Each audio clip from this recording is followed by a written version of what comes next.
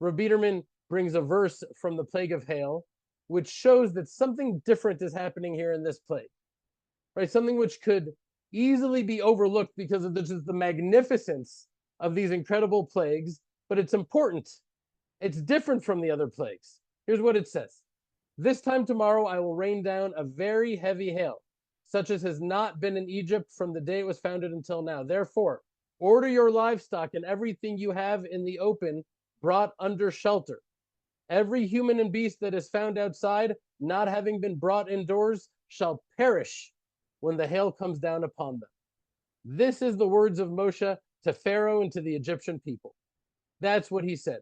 He's warning the Egyptians that if they fear Hashem, they should bring their slaves and their livestock indoors, and that if they didn't, they will all perish.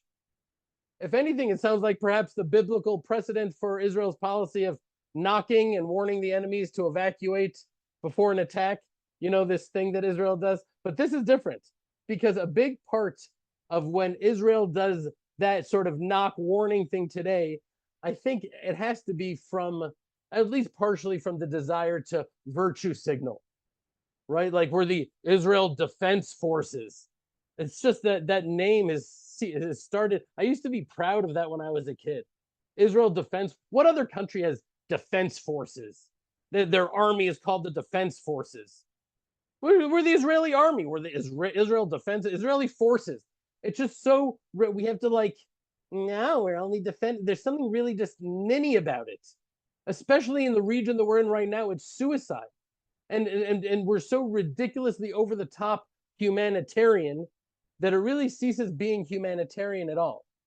But Moshe was not only issuing this warning at Hashem's directive, but also giving them an opportunity to really gauge whether the deeper lessons to Pharaoh and the Egyptian people are being learned at all, whether they're being internalized at all.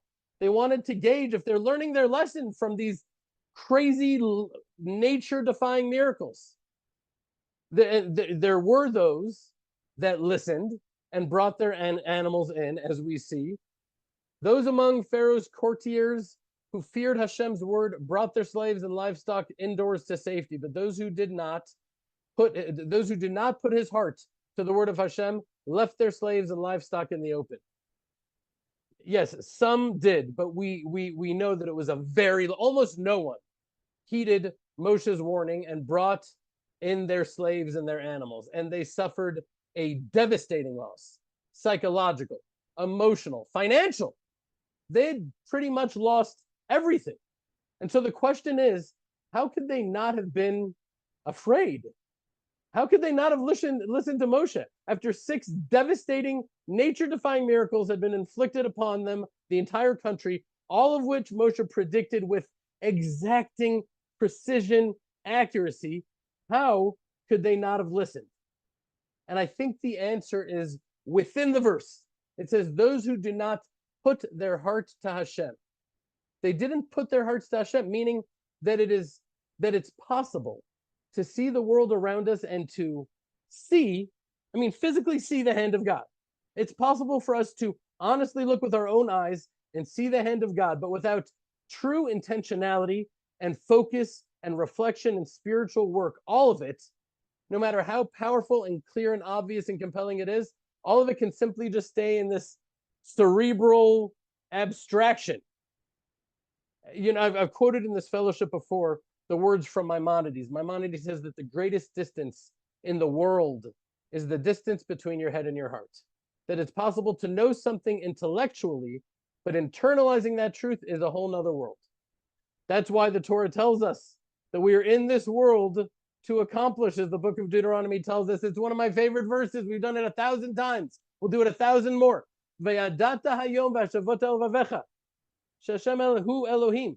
You shall know, therefore, this day and keep it in your mind that Hashem alone is God in heaven, and on earth below there is nothing else.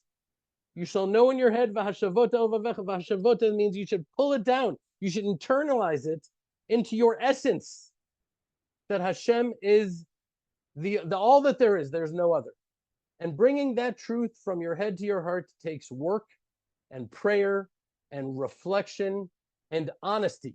And the sages teach a beautiful teaching that in the book of Numbers, Israel's arch nemesis, right, the Amalekites, were called Reshit Goyim Amalek, which means, which in English, I guess it's translated as first among the nations. Reshit Goyim. Amalek is first among the nations, meaning the first to attack Israel from all of the nations. But the sages teach that the word Reshit comes from the word Rosh, meaning head, because Amalek's agenda is that everything should remain in the head, in the mind, that people should not think and reflect too much, because it's that thinking, it's that reflection and prayer which brings that truth from the head into your heart.